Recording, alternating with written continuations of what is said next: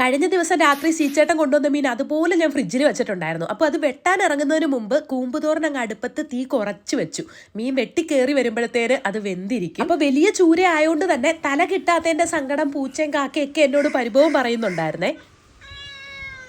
Ice പോലെ മീൻ ഇരിക്കുന്നതുകൊണ്ട് വെട്ടാൻ വളരെ എളുപ്പമായിരുന്നു. തൊലിയൊക്കെ പെട്ടെന്ന് തിരിച്ചെടുക്കായിരുന്നു. അങ്ങനെ മീനൊക്കെ വെട്ടി അകത്ത് വന്നപ്പോഴത്തേന് കൂമ്പുതോരൻ വെന്തിട്ടുണ്ടായിരുന്നു. പിന്നെ പെട്ടെന്ന് അതിനുള്ള അരപ്പ് തയ്യാറാക്കി ഇട്ടങ്ങ് ഇളക്കിയെടുത്തു. മീനിന്റെ ഐസ് പോയി കഴിഞ്ഞാൽ മുറിക്കാൻ നല്ല പാടായിരിക്കും. അതുകൊണ്ട് കൈകോടെ മീനൊക്കെ മുറിച്ച് പാത്രങ്ങളെല്ലാം അങ്ങ് കഴുകി സൈഡിലോട്ട് മാറ്റി. കൂമ്പ് തയ്യാറാക്കി അത് മാറ്റിയിട്ട് ഞാൻ പയർ മെഴുക്ക് വരട്ടിക്ക് അടുപ്പത്തോട്ട് വെച്ചു. എന്നിട്ട് പെട്ടെന്ന് തന്നെ മീൻകറി ഇന്ന് പുളിയും മുളകും കേട്ടോ വെക്കുന്നത്. മീൻകറിക്കുള്ള അരപ്പൊക്കെ തിളച്ച് വന്നപ്പോൾ മീനൊക്കെ ഇട്ട് കൊടുത്തു.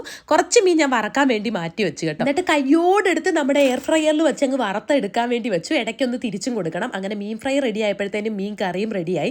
അമ്മ ഇന്നലെ കൊടുത്തു വിട്ട കുറച്ച് ബീഫ് ഇരുന്നതും കൂടെ അങ്ങ് റെഡിയാക്കി എടുത്തു. അപ്പോൾ ഇത്രയായിരുന്നു നമ്മുടെ ഇന്നത്തെ ഉച്ചയൂണ്. അത്രയേ ഉള്ളൂ. Tata bye, see U.